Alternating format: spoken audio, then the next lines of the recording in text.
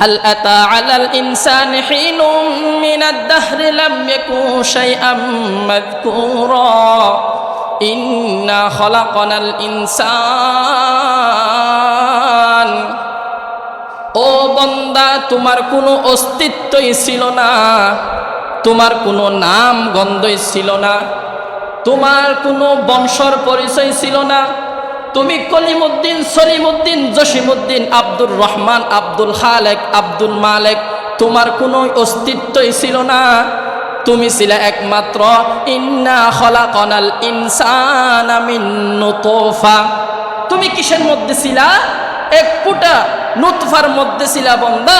আমি তোমাকে ইন্না খলাকনাল ইনসান, তোমাকে বান্দা আমি সৃষ্টি করেছি মিন নুতফাতিন, এক ফুটার নুতফা থেকে। কিসের জন্য বান্দা?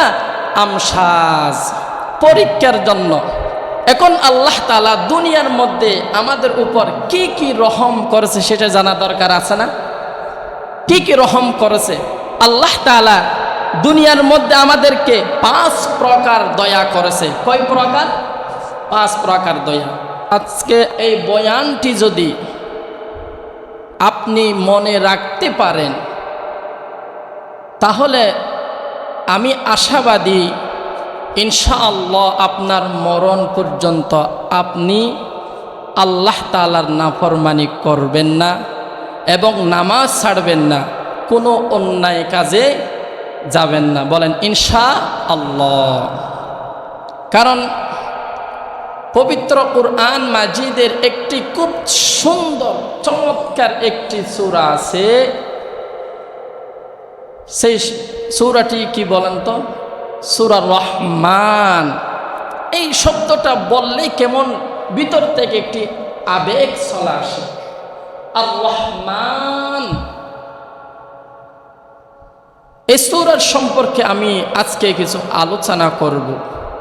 অর্থাৎ আল্লাহ তাআলা আমাদের জীবনে আমাদেরকে কি কি দয়া করেছে এটা জানা অবশ্যই দরকার আছে না? এই দয়া সম্পর্কে জানার পরেই না মালিকের গোলামি করতে আমাদের মজা লাগবে, ঠিক কি না? এই সূরাটি হলো কুরআন মাজিদের 55 নম্বর সূরা। কততম সূরা? 55 নম্বর সূরা। আচ্ছা বলুন তো, পবিত্র কুরআন মাজিদের মোট কয়টি সূরা আছে? 114টি সূরা আছে। 114টি সূরার থেকে 55 নম্বরটা একেবারে মাঝামাঝি না? প্রায় মাঝামাঝি দেখেন তো। এই সূরার আল্লাহ তাআলা আরেকটি বৈশিষ্ট্য বর্ণনা করেন।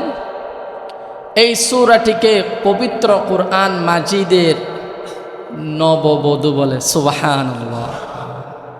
নববধূ কি জিনিস চিনেন তো? নববধূ কনে বুঝেন তো? বিয়ে শাদী যারা করেছে তারাই বুঝে নববধূ কি। নববধূর সাজানোর জন্য 1 ঘন্টায়, 2 ঘন্টায়, 3 ঘন্টায় প্রায় লক্ষ টাকা খরচ করে, ঠিক কি না? কেন? নববধূ সুন্দর করতে হবে, সুসজ্জিত উজ্জ্বল করতে হবে, সেই জন্য সামান্য 1 ঘন্টার জন্য প্রায় 1 লক্ষ টাকা খরচ করে। আছে না এরকম? আছে। তো পবিত্র কুরআন মাজিদের এই সূরাটি নববধূ বলে আখ্যায়ন করেছে আল্লাহ তাআলা। তার মানে সর্বশ্রেষ্ঠ সুন্দর আল্লাহ তাআলার নিয়ামত পূর্ণ এই সূরাটি বর্ণনা করেছেন। সুবহানাল্লাহ বলবেন না? এই সূরাটির মধ্যে আল্লাহ তাআলা 6টি বিষয়ের কথা বলেছে। কয়টি বিষয়? মনোযোগ সহকারে শুনবেন, মজা পাবেন ইনশাআল্লাহ। ইবাদত করতেও মজা পাবেন। 1 নম্বর হলো আল্লাহ তাআলার রহমত এবং কুরআন বর্ণনা করেছে। আল্লাহ তাআলার রহমতের বর্ণনা করেছে। 2 নম্বর হলো মানুষ এবং জিন সৃষ্টির কথা উল্লেখ করেছেন। 3 নম্বর হলো প্রকৃত এবং দুনিয়ার মধ্যে আল্লাহ তাআলা আমাদেরকে কি কি নিয়ামত দান করেছেন সেটা এই সূরার মধ্যে উল্লেখ করেছেন। সুবহানাল্লাহ।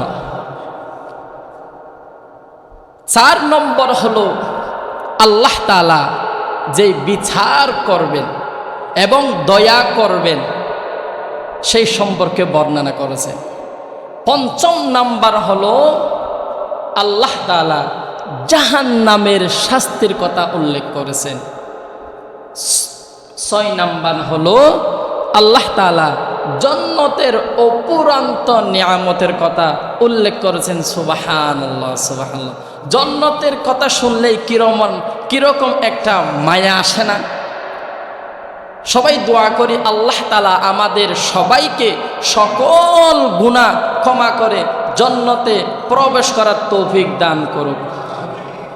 সম্মানিত হাজিরিন, এই সূরাটি কোথায় নাজিল হয়েছে?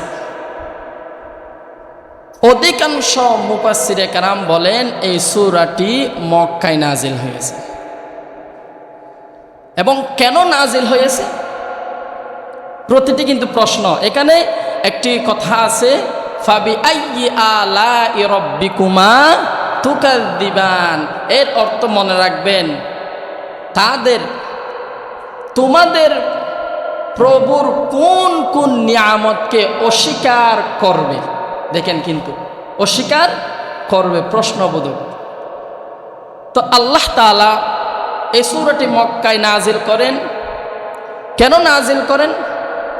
যখন রাসূল পাক সাল্লাল্লাহু আলাইহি ওয়াসাল্লাম এক আল্লাহ তাআলার ইবাদত করতে বলতেছেন মক্কাবাসীদেরকে, কুল হু আল্লাহু আহাদ আল্লাহুস সামাদ লাম ইয়ালিদ ওয়া লাম ইউলাদ ওয়া লাম ইয়াকুল লাহু কুফুয়ান আহাদ। ও কুরাইশবাসীরা, তোমরা ওই আল্লাহর ইবাদত করো, ওই আল্লাহর একত্ববাদিতার অনুসরণ করো যেই আল্লাহর কোনো সন্তান সন্ততি নাই, যেই আল্লাহ কারো মুকাফেক্কি নন, যেই আল্লাহর কোনো স্ত্রী নাই, সব কিছু আমরাই বান্দা। সুবহানাল্লাহ, সুবহানাল্লাহ।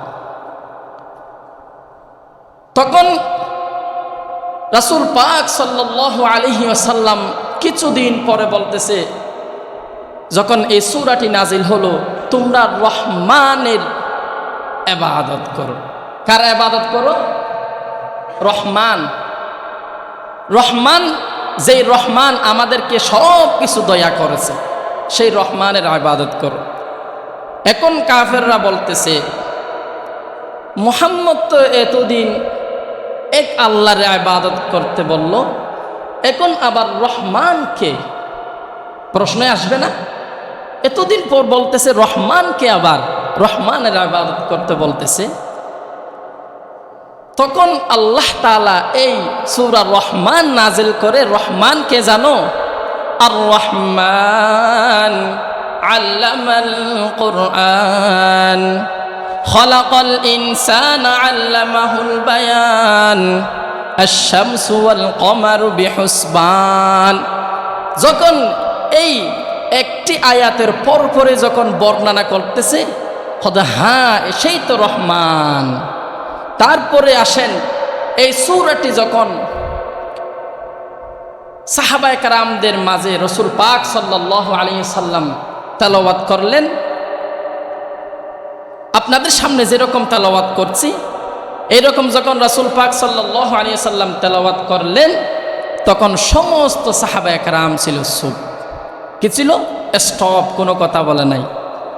আবার যখন এই সূরাটি জিনদের মাঝেই বর্ণনা করেন, তখন জিনেরা বলতেছে, লা বিশাইইম মিন নি'মাতিকা রব্বানা ফালিযালিকাল হামদ। তখন জিনরা কি বলতেছে? না না না আল্লাহ, আমরা তো আপনার কোনো নিয়ামতকে অস্বীকার করি না।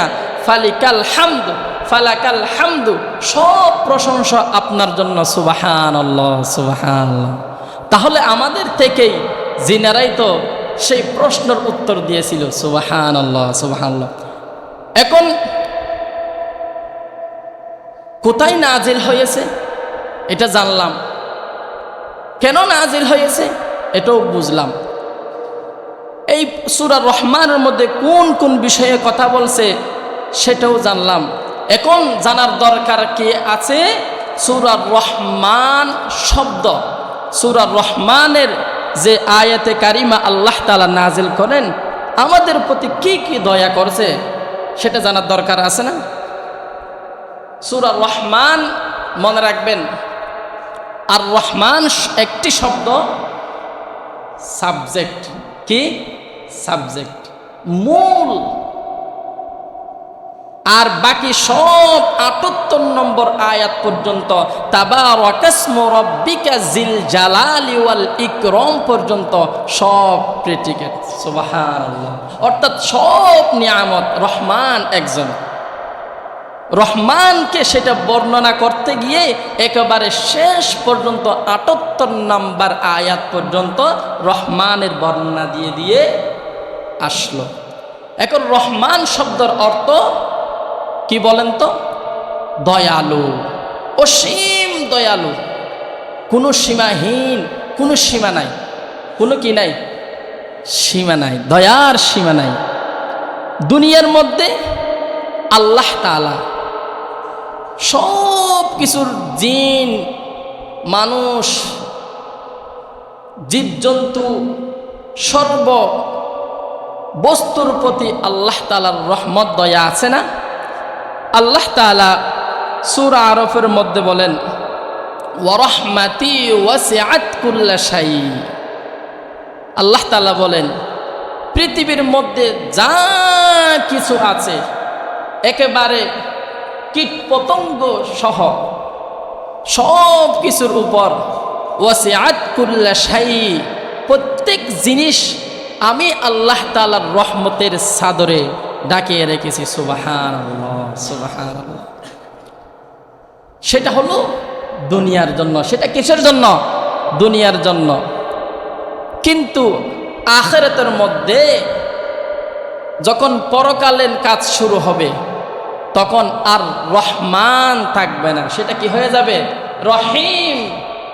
আর রহমানির রহিম মালিক ইয়াউমিদ্দিন ইয়্যাকা না'বুদু ওয়া ইয়্যাকা নাস্তাঈন। রহমান কে জানো? রহমান হলো যেই বান্দা দুনিয়ার মধ্যে আমার ইবাদত করেছে, শত কষ্টর মাঝেও তিনি হারাম কাজে যায় নাই, শত কোটি টাকার অপার পেয়েও সে ঘুষ খায় নাই, শত কোটি টাকা পাওয়ার পরও সেই সুদের লেনদেন করে নাই, হারাম কাজে যায় নাই, নামাজ বাদ দেয় নাই। কোন শীতকালে কত কষ্ট, পানি ধরলে একেবারে শরীর একেবারে কি হয়, অবশ হয়ে যায়, অবশ হয়ে যাওয়ার মতন। তারপরেও না, আমি পারবো না, আমি আল্লাহ তাআলার ইবাদত পালন করতে হবে, নামাজ আদায় করতে হবে, সেই জন্য আমি আর ঘুমিয়ে থাকতে পারবো না। যেই বান্দা এই কষ্ট করে দুনিয়ার মধ্যে আল্লাহ তাআলার ইবাদত করেছে সেই বান্দার জন্য আমি আল্লাহ তাআলা কিয়ামতের ময়দানে রহিম হিসাবে থাকবো। সুবহানাল্লাহ। তার অর্থে মুমিনদের জন্য আল্লাহ তাআলা কিয়ামতের ময়দানে দয়া করবেন, মায়া করবে। যারা আল্লাহ তাআলার নাফরমানি করেছে, আল্লাহ তাআলাকে সিজদা করে নাই, মাজারে গিয়ে সিজদা করেছে, যারা আল্লাহ তাআলার কথা শুনে নাই, কুরআন পাক পড়ে নাই, আমল করে নাই, তাদের জন্য দুনিয়া আখিরাতের মধ্যে কোনো কিছু নাই। কারণ আল্লাহ তাআলা সূরা ইয়াসিনের মধ্যে বলেন ফালইয়াউমা লা তুজলামু নাফসুন শাইআন ওয়া লা তুজজাউনা ইল্লা মা কুনতুম তা'মালুন। আমি আল্লাহ তাআলা দুনিয়ার মধ্যে আমি আল্লাহ তাআলার যে হুকুম পালন করেছে, নামাজ আদায় করেছে, কত কষ্ট করে হালাল ব্যবসা করেছে, সুদের লেনদেন করে নাই, ঘুষের লেনদেন করে নাই, কোটি টাকা অফার আইছিল, না না না আমি এই টাকা নিতে পারবো না, এই টাকা হলো হারাম, আমি এই সুদের ঘুষের মধ্যে হাত দিতে পারবো না, অন্যায় কাজে যেতে পারবো না, অন্যায় কাজে আমি পা বাড়াতে পারবো না, সেই রকম মানুষের জন্য আমি আল্লাহ তাআলা ফামান ইয়ামাল মিসকালা যাররাতিন খায়রান ইয়ারা ওয়া মান ইয়ামাল মিসকালা যাররাতিন শাররান ইয়ারা। তুমি যদি যাররা পরিমাণ যদি ভালো কাজ করে থাকো, আমি আল্লাহ তাআলা তোমাকে কিয়ামতের ময়দানে সেই হিসাবটুকু দিয়ে দেব। সুবহানাল্লাহ।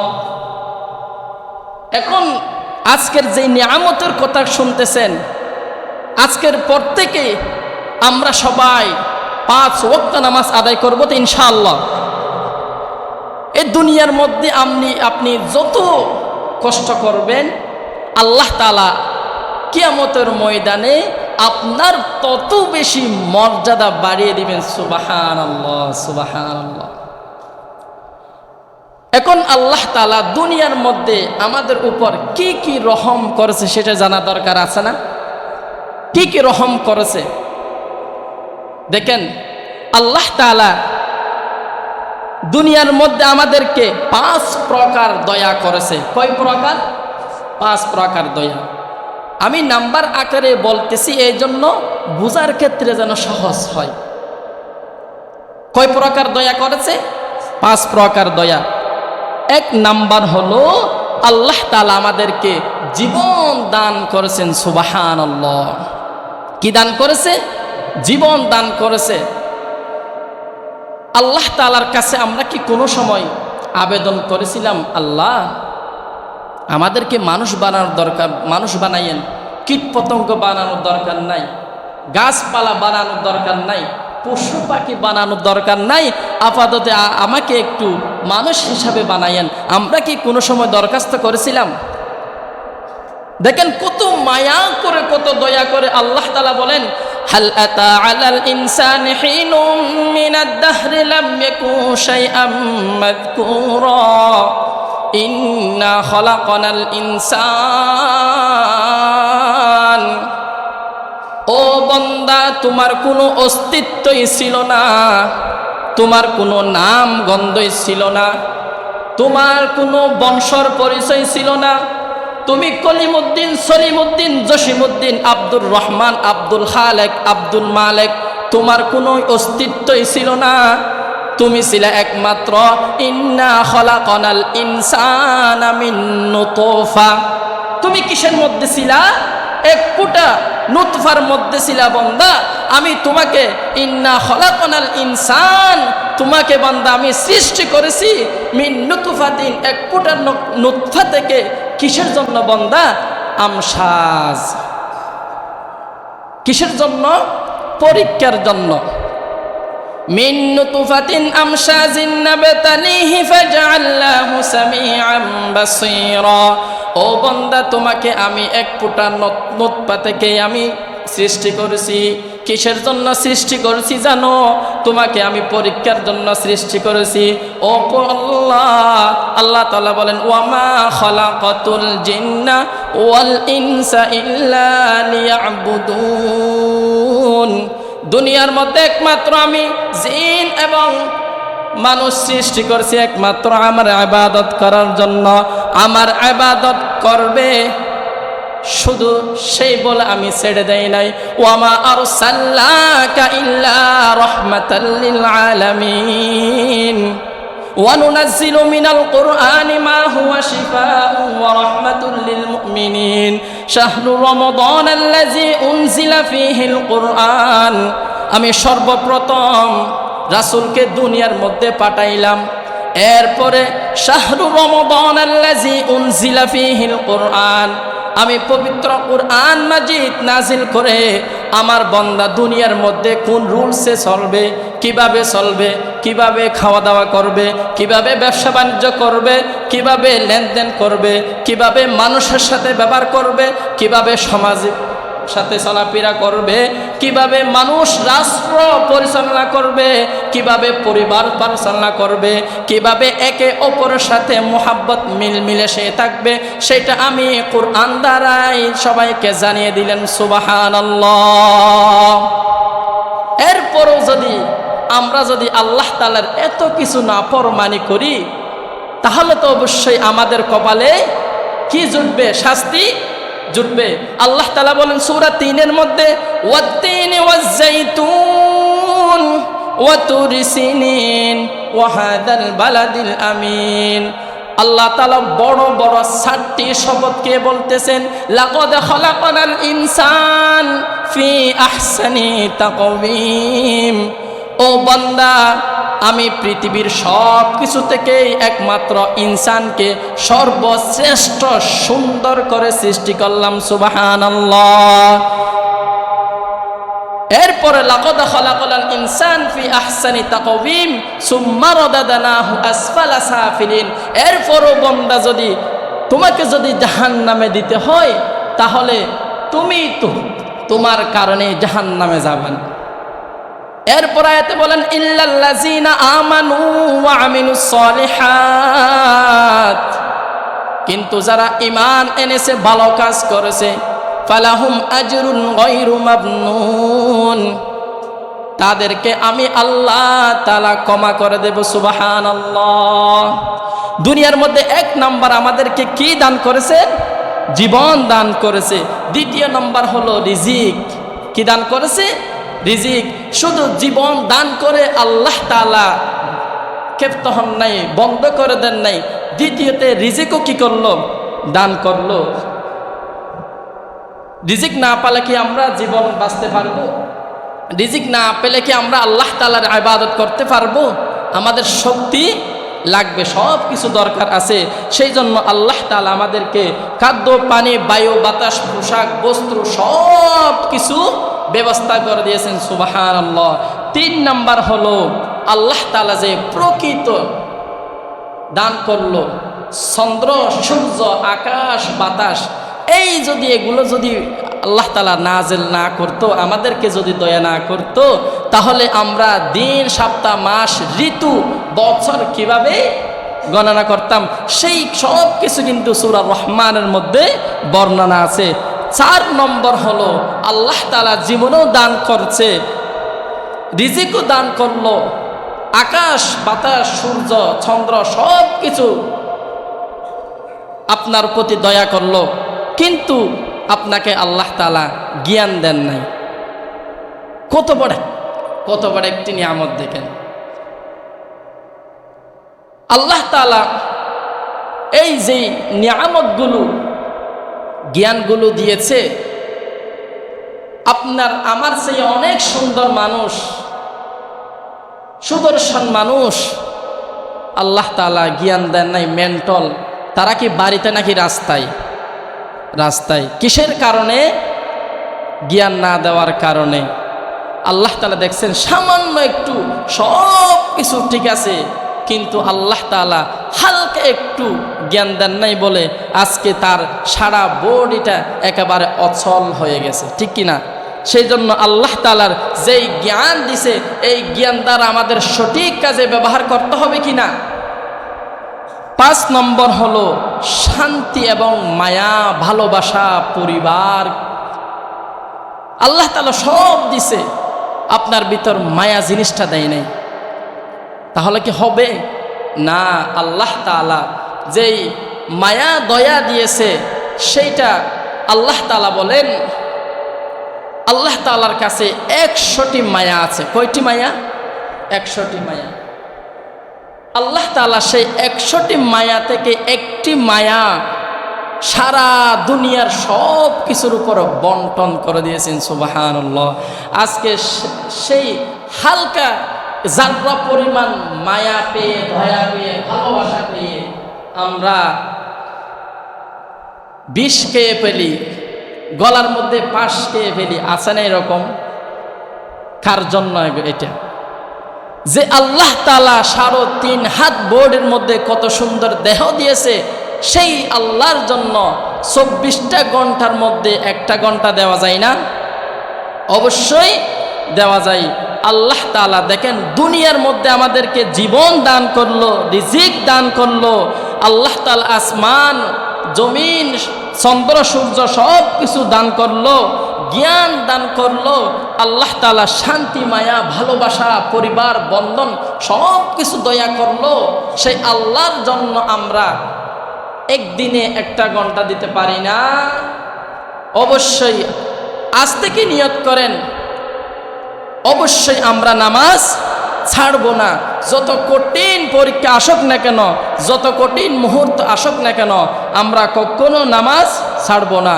এটা তো দুনিয়ার মধ্যে।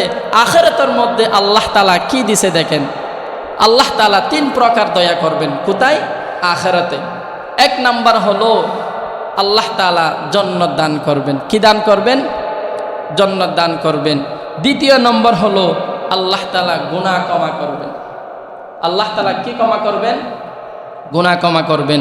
দুনিয়ার মধ্যে যদি শয়তানের বলে যদি পড়ে কোনো গুনাহ করে পেলে সেই যদি তাওবা করে, অবশ্যই আল্লাহ তাআলা সেটা ক্ষমা করবেন।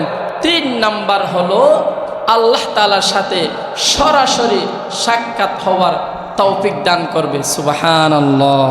দেখেন কত চমৎকার আল্লাহ তাআলা বলেন, এত কিছু আল্লাহ তাআলা আমাদের উপর দয়া করেছে।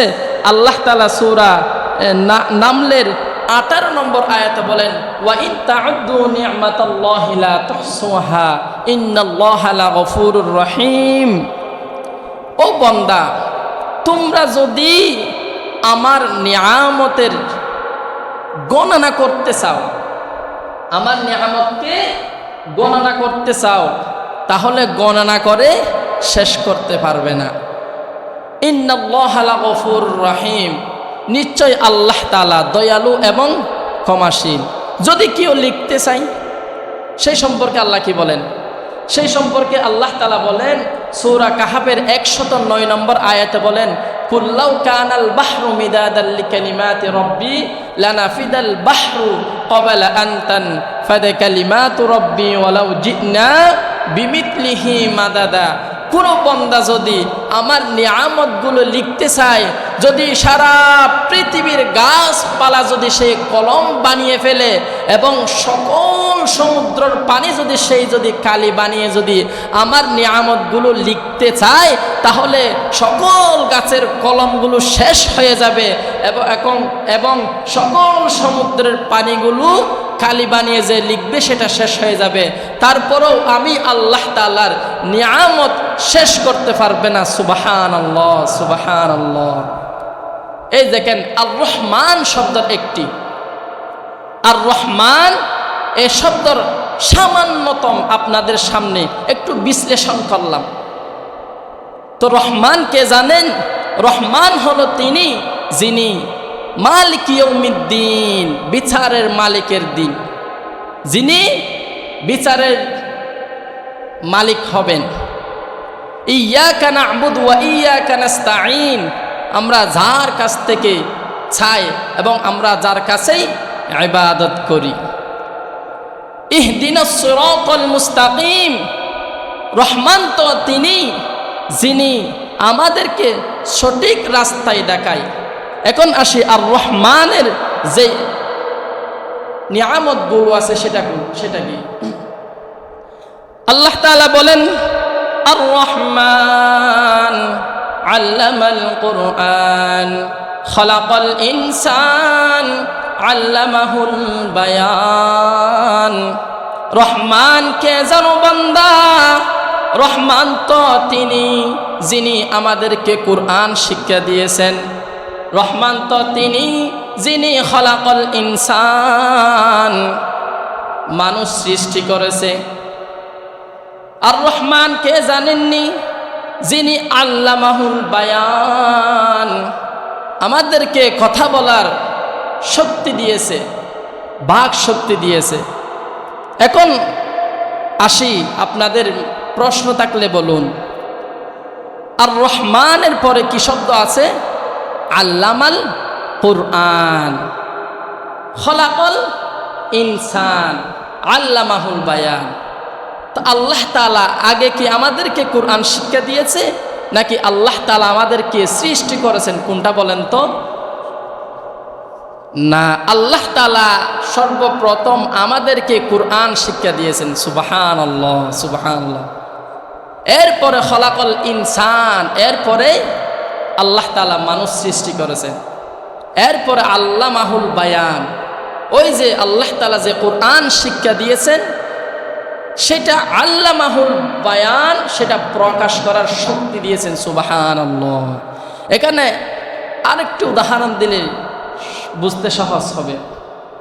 আমরা যেই বড় বড় বিল্ডিং করি, এই বিল্ডিং করার আগে আমরা কার সাথে সাক্ষাৎ করি বলেন তো? ইঞ্জিনিয়ারের সাথে সাক্ষাৎ করি না? ইঞ্জিনিয়ারের সাথে সাক্ষাৎ করি। কেন সাক্ষাৎ করি? সে তার কাছে জিজ্ঞেস করব, আমি একটি বাড়ি করতেছি, এই বাড়ির মধ্যে কি কি দরকার হয় সেটা একটি নকশা দিয়ে দিবে। নকশা দিয়ে দেয় না? নকশা ছাড়া আপনি কি বাড়ি করতে পারবেন? না। আপনার দরজাটা কোন দিকে হবে, জানলাটি কোন দিকে হবে, কয়তলা পর্যন্ত তুলতে পারবেন, লাইট কোন জায়গায় বসবে, ওয়াশরুম কোন জায়গায় বসবে, কেসিন রুম কোন জায়গায় বসাবেন, সেটা আগে নকশা করে না? ঠিক তদ্রূপ আল্লাহ তাআলা দুনিয়ার মধ্যে মানুষ সৃষ্টি করার আগেই কুরআন শিক্ষা দিয়েছেন। কিসের জন্য? আমার বান্দা আমি সৃষ্টি করার পরে সেই জীবন কিভাবে গঠন করবে, সেই সমাজ কিভাবে গঠন করবে, সেই তার ব্যবসা কিভাবে হালাল পথে করবে, সেই কিভাবে পরিবার নিয়ে শান্তিপূর্ণভাবে থাকবে, সেই কিভাবে হকের পথে থাকবে, সেই কিভাবে হারাম থেকে বেঁচে থাকবে, সেই কিভাবে ঘুষ থেকে বেঁচে থাকবে, এই সমস্ত রুলসগুলো কুরআনের মধ্যে দিয়ে দিয়েছেন। সুবহানাল্লাহ, সুবহানাল্লাহ। দেখেন, এরপরে সর্বপ্রথম কুরআন শিক্ষা, এরপর হলো খলাকাল ইনসান, আল্লাহ তাআলা আমাদেরকে সৃষ্টি করেছেন। আল্লামাহুল বায়ান, এরপরে যেই কাজ করে সেটা সেই বর্ণনা করবে। কেউ ডক্টরি করে, সেটা সেই কোরআনের নীতিমালায় সেই ডক্টরি কাজ করবে। যেই ইঞ্জিনিয়ারিং কাজ করবে, সেই যেন দুর্নীতিমুক্ত হয়ে সে কোরআনের রুলসে ইঞ্জিনিয়ারিং করতে পারে। যে ব্যবসা করবে, সেই যেন কোরআনের রুলসে সেই সত্যভাবে ব্যবসা করতে পারেন। সুবহানাল্লাহ। দেখছেন কত সুন্দর একটি রুলস। সেই জন্য আমাদের সর্বপ্রথম কি শিখতে হবে? কোরআন শিখতে হবে। আজকে তো আমাদের সমাজের শিক্ষার খুবই অভাব, সঠিক শিক্ষার খুবই অভাব। আবার বর্তমান সরকারের দেখা যাচ্ছে প্রতিটি বিদ্যালয়ে বলে গানের টিচার নিয়োগ দিছে। এটা জাতির সাথে তামাশা ছাড়া কোনো কিছুই হতে পারে না, ঠিক কিনা? আপনার আমার বাচ্চা, আমি কি ছোটকাল থেকে আমার বাচ্চাকে ডান্সের মধ্যে দিয়ে দেব? রবীন্দ্রনাথ ঠাকুর, ত্রিঠাকুর এগুলো পড়ার জন্য দিয়ে দেব? কখনো না। সর্বপ্রথম আমি আমার বাচ্চাকে আমি রাসূলের হাদিস শিখাবো, সর্বপ্রথম আল্লাহর কুরআন শিখাবো। যেই আল্লাহ আমাদেরকে দুনিয়ার মধ্যে পাঠিয়েছেন, যেই আল্লাহ আমাদেরকে দুনিয়ার মধ্যে কি কি করতে হবে, দেশের প্রেম কিভাবে প্রকাশ করতে হয়, কিভাবে মানুষ হালাল হারাম পার্থক্য করে চলতে পারে, সেটা অবশ্যই শেখা দরকার আছে কিনা? অবশ্যই আছে। আপনি এরপরে যাই শিখান না কেন কোনো সমস্যা নাই, সেটা আপনার ব্যক্তিগত। কিন্তু আগেই কি শিক্ষা দিতে হবে? কোরআন শিক্ষা দিতে হবে, ঠিক কিনা? সম্মানিত হাজিরিন, এরপরে আল্লাহ তাআলা বলেন, আশ-শামসু ওয়াল কমারু বিহুসবান ওয়ান নাজমু ওয়াশ-শাজারু ইয়াসজুদান ওয়াস-সামাআ রাফা'আহা ওয়া ওয়াদা'আল মিজান। আল্লাহ তাআলা আসমানকে এবং সূর্যকে তার নির্দিষ্ট গতিতে চলার তৌফিক দান করেছে। তার অর্থাৎ সূর্য কোনোদিন এক চুল পরিমাণ আল্লাহ তাআলার নির্দেশ থেকে সরে যায় না। চন্দ্র কোনো সময় এক চুল পরিমাণ তার আল্লাহ তাআলার নির্দেশ থেকেই সরে যায় না। কারণ এরা যদি আল্লাহর নির্দেশ মোতাবেক যদি চলা না করে, তাহলে তো অ্যাক্সিডেন্ট হওয়ার সম্ভব আছে কিনা? তাহলে তো এই দুনিয়ার মধ্যে আল্লাহ তাআলা কত সুন্দর সেটা রুলসের মধ্যে রেখেছে। ও বান্দা দেখো, আমার নির্দেশনা দেখো, আমি চন্দ্রকে যেভাবে থাকতে বলছি সেভাবে আছে, সূর্যকে যেভাবে থাকতে বলছি সেভাবে আছে, তোমরাও আমার গোলাম, তোমরাও আমি তোমাদের একটা বিধান দিয়ে দিছি, সেই বিধানের মধ্যে যা যা আছে সব কিছু তুমি মেনে চললেই তোমার জীবন সফল। সুবহানাল্লাহ, সুবহানাল্লাহ। আল্লাহ তাআলা দেখেন কত কষ্ট করে আমাদের পর্যন্ত ইসলাম পৌঁছেছে। ইসলাম কি এমনি এমনি আমাদের পর্যন্ত এসেছে? না, অনেক সাহাবীদের রক্তের বিনিময়ে আমাদের পর্যন্ত ইসলাম এসেছে। উহুদের ময়দানে একটি ঘটনা, হযরত হানজালা রাদিয়াল্লাহু তাআলা আনহু নামে একজন সাহাবী ছিলেন। তিনি রাসূল পাক সাল্লাল্লাহু আলাইহি ওয়াসাল্লামকে এত বেশি মহব্বত করতেন, এত বেশি ভালোবাসতেন, জীবনের চেয়েও বেশি মহব্বত করতেন। সুবহানাল্লাহ। রাসূল আকরাম সাল্লাল্লাহু আলাইহি ওয়াসাল্লাম এক সময় হযরত উমর রাদিয়াল্লাহু তাআলা আনহুকে বলতেছে, ও উমর, তুমি জীবনের সবচেয়ে কি ভালোবাসে, কাকে ভালোবাসে বলো তো? তখন হযরত উমর রাদিয়াল্লাহু তাআলা আনহু বলতেছে, ইয়া রাসূলুল্লাহ, আমি আমার মা বাবা সন্তান সন্ততি সমস্ত সম্পদ থেকে আপনাকে বেশি ভালোবাসি। সুবহানাল্লাহ। তখন রাসূল আকরাম সাল্লাল্লাহু আলাইহি সাল্লাম বলতেছে, ও উমর, এখন তুমি শুধু তোমার মা বাবা ভাই বোন সন্তান সন্ততি সম্পদ থেকে আমাকে বেশি ভালোবাসো, সেটা পরিপূর্ণ হয় নাই। যতক্ষণ পর্যন্ত তোমার জীবন থেকেও বেশি আমাকে ভালো না বাসো, তাহলে তুমি পরিপূর্ণ ঈমানদার মুমিন মুত্তাকিনের মধ্যে অন্তর্ভুক্ত হতে পারবা না। সুবহানাল্লাহ। অর্থাৎ পৃথিবীর মধ্যে আপনার সন্তান সন্ততি সম্পদ সকল কিছু নিজের জীবনের চেয়েও যেই বেশি রাসূল পাক সাল্লাল্লাহু আলাইহি ওয়াসাল্লামকে ভালোবাসতে পারবে, সেটা হলো প্রকৃত মুমিন মুত্তাকিনদের মধ্যে অন্তর্ভুক্ত হতে পারবে। সুবহানাল্লাহ। সেই রকম একটি উদাহরণ দিলেই বুঝবেন। হযরত হানজালা রাদিয়াল্লাহু তাআলা আনহু, তিনি রাসূল আকরাম সাল্লাল্লাহু আলাইহি ওয়াসাল্লামকে এত বেশি ভালোবাসতেন, কোরআনকে এত বেশি ভালোবাসতেন, আল্লাহকে এত বেশি ভালোবাসতেন। সাহাবায়ে কেরামের ভালোবাসার কোনো তুলনা নাই। কারণ আল্লাহ তাআলা এই কোরআনে বলে দিয়েছেন, রাদিয়াল্লাহু তাআলা আনহুম ওয়া রাদু আন। ও দুনিয়ার মানুষ, তোমরা জেনে রাখো, সাহাবীরা আমার উপর সন্তুষ্ট, আমি সাহাবীদের প্রতিও রাজি আছি। সুবহানাল্লাহ। আল্লাহ কি এমনি এমনি কি সাহাবীদের প্রতি এত ভালোবাসা, এত এভাবে রাজি হয়ে গেছে? না না না না। হযরত হানজালা রাদিয়াল্লাহু তাআলা আনহু উহুদের একটি ঘটনা বর্ণনা করেন। হযরত হানজালা রাদিয়াল্লাহু তাআলা আনহুর উহুদের যুদ্ধের আগের দিন বিবাহ। সেই বিয়ের দিন রাসূল আকরাম সাল্লাল্লাহু আলাইহি ওয়াসাল্লাম হযরত হানজালা রাদিয়াল্লাহু তাআলা আনহুর বিবাহ পড়িয়েছিলেন। তখন এর পরের দিন যুদ্ধই যাবেন। তখন হানজালা রাদিয়াল্লাহু তাআলা আনহু বলেন, ইয়া রাসূলুল্লাহ, আমিও যুদ্ধে চলে যাব। সুবহানাল্লাহ। শুধুমাত্র বিয়ে করলেন, জুমার দিন বিয়ে পড়ালেন মসজিদে নববীতে, এর পরের দিন উহুদের যুদ্ধের ডাক দিল। তখন নববধূ রেখেই তিনি বলতেছেন, আমি যুদ্ধে যাব। সুবহানাল্লাহ। তখন রাসূল আকরাম সাল্লাল্লাহু আলাইহি ওয়াসাল্লাম হযরত হানজালা রাদিয়াল্লাহু তাআলা আনহুকে রুখসত দিয়ে দিলেন, ছুটি দিয়ে দিলেন, যাও তোমার আজকে বিবাহ, তোমার স্ত্রীকে তুমি সময় দাও। এরপরে হযরত হানজালা রাদিয়াল্লাহু তাআলা আনহু তার স্ত্রী নিয়ে বাড়িতে গেলেন।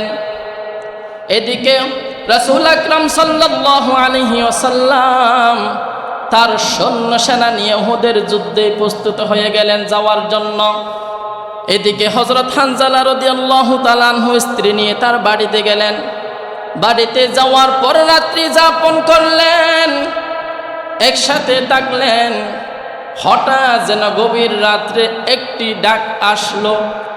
সেই ডাকটি হলো উহুদের ময়দানে রাসূল আকরাম সাল্লাল্লাহু আলাইহি ওয়াসাল্লাম আঘাত পেয়ে দুনিয়া থেকে চলে গেলেন। এই খবর শুনে হযরত হানজালা রাদিয়াল্লাহু তাআলা আনহু আর বাড়ির মধ্যে থাকতে পারে নাই। বলতেছে, ও আমার প্রাণের স্ত্রী, আমাকে তরবারিটা দাও, আমি এই মুহূর্তে আমি যুদ্ধে চলে যাব। কিন্তু প্রাণের স্ত্রী বলেন, ও আমার স্বামী, তোমার তো ফরজ গোসল হয়েছে, তুমি আগে গোসল করে যাও। তখন হযরত হানজালা রাদিয়াল্লাহু তাআলা আনহু বলতেছে, না না না না, যেই নবীর জন্য আমি গোসল করতাম, যেই নবীর জন্য আমি পবিত্র হইতাম, সেই নবী আজকে দুনিয়াতে নাই। আমার গোসল করারও কোনো দরকার নাই, তাড়াতাড়ি আমাকে তরবারিটা দাও। এরপরে হযরত হানজালা রাদিয়াল্লাহু তাআলা আনহু তরবারি নিয়ে উহুদের ময়দানে গেলেন।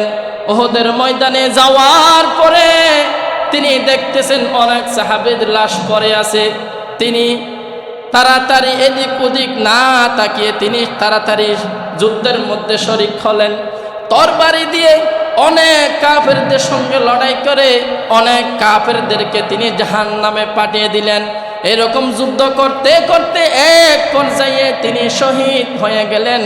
ইন্না লিল্লাহি ওয়া ইন্না ইলাইহি রাজিউন। যারা শহীদের মারা গেলেন তাদের জন্য আল্লাহ তাআলা কুরআনে কি বলেন? সূরা বাকারার 154 নম্বর আয়াতে বলেন, ওয়ালা তাকুলু লিমান ইয়াকতালু ফি সাবিলিল্লাহি আমওয়াত বাল আহইয়াউ ওয়ালাকিন লা তাশউরুন। যেই মুসলমানরা এই কুরআনের জন্য জীবন দিবে, রাসূলের জন্য জীবন দিবে, আল্লাহর জন্য জীবন দিবে, যারা কুরআনের জন্য ইসলামের জন্য জীবন দিবে, তাদেরকে কখনো তোমরা মৃত্যু বলিও না। সুবহানাল্লাহ। এই বলে রাসূল পাক সাল্লাল্লাহু আলাইহি ওয়াসাল্লাম ওই যুদ্ধের মধ্যে ছিলেন। এখন হানজালা রাদিয়াল্লাহু তাআলা আনহু শহীদ হয়ে গেলেন। যুদ্ধের শেষে হযরত রাসূল আকরাম সাল্লাল্লাহু আলাইহি ওয়াসাল্লাম বলতেছে, ও সাহাবায়ে কেরাম, যারা শহীদ হয়েছে তোমরা তাদের লাশটুকু নিয়ে এসো, নিয়ে আসার পরে কাপন দাপনের ব্যবস্থা করে দাও।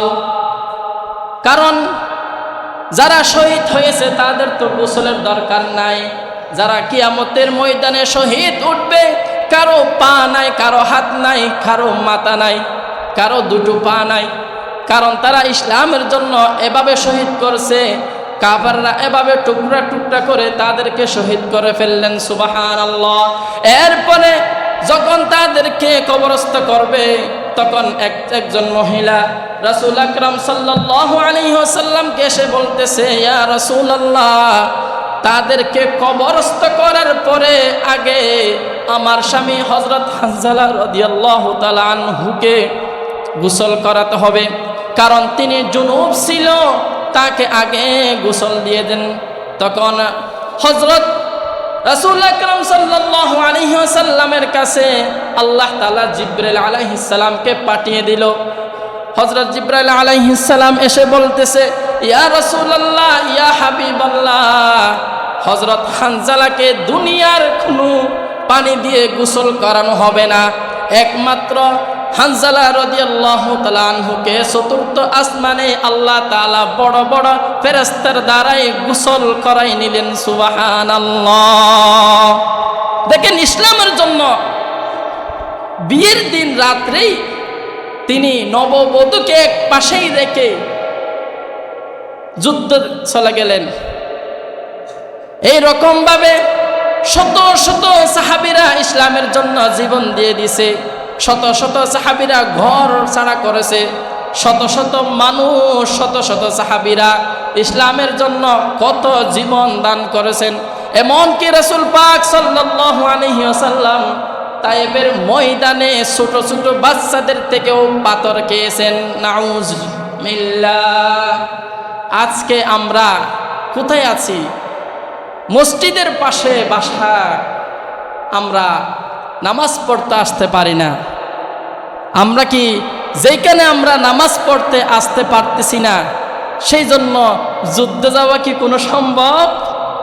দোয়া করি আল্লাহ তাআলা আমাদের সবাইকে ইমানে মজবুত করে 5 বেলার নামাজ আদায় করার তৌফিক দান করুক। সবাই বলেন আমিন।